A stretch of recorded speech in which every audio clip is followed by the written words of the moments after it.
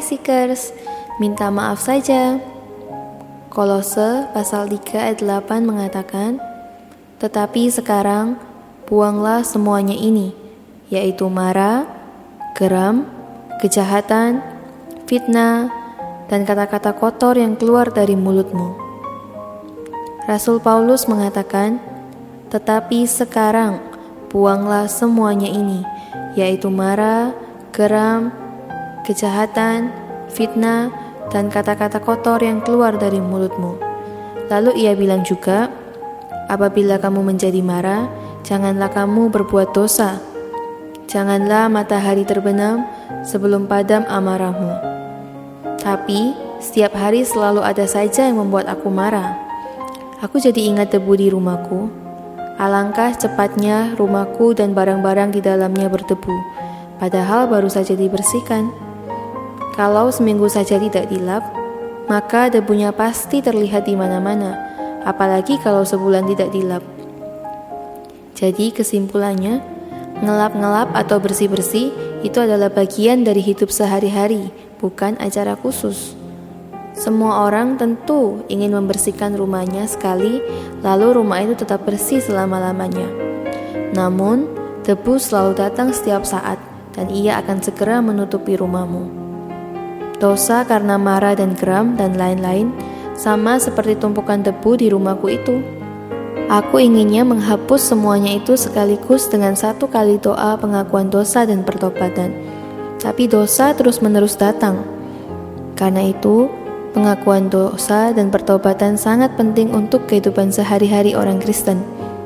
Membuang marah, geram, kejahatan, fitnah, kata-kata kotor itu bukan acara khusus yang terjadi sekali dalam hidup kita, tetapi adalah bagian dari kehidupan sehari-hari kita. Rose Kennedy, ibunda dari mantan Presiden Amerika, pernah bersaksi di kelas pendalaman Alkitab. Dulu, ia pernah marah sekali kepada Tuhan karena memberinya seorang anak perempuan yang terbelakang. Ia marah luar biasa hingga rasanya mendidih. Lalu ada seorang wanita yang sangat manis, salah satu dari pelayan di rumahnya yang dapat merasakan kemarahan itu.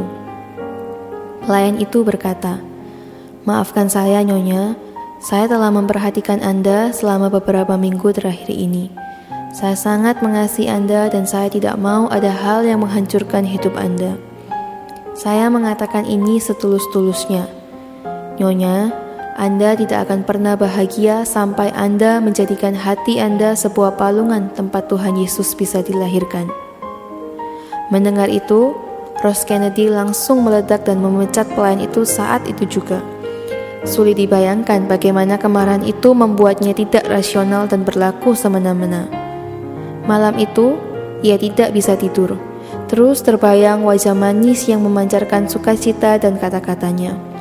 Malam itu juga, Rose Kennedy berlutut di pinggir ranjangnya dan berdoa, "Tuhan Yesus, jadikan hatiku palungan tempat Engkau bisa dilahirkan." Ia merasakan sesuatu yang ilahi dan segar memenuhi dirinya. Dan saat itu juga, rasanya ada kesabaran dan cinta untuk anak yang terbelakang. Ia juga memperkerjakan kembali pembantu yang tadi dipecatnya. Dan pembantu itu bekerja dengan setia bertahun-tahun hingga meninggal dunia. Seekers, jadi jika kamu terlanjut marah, segera minta maaf pada Tuhan juga pada orang yang kamu marahi. Maka kamu tidak akan menjadi orang yang bebal. Yuk kita berdoa. Tuhan Yesus, terima kasih karena terus mengingatkan aku agar tidak bebal dengan mengumbar kemarahanku.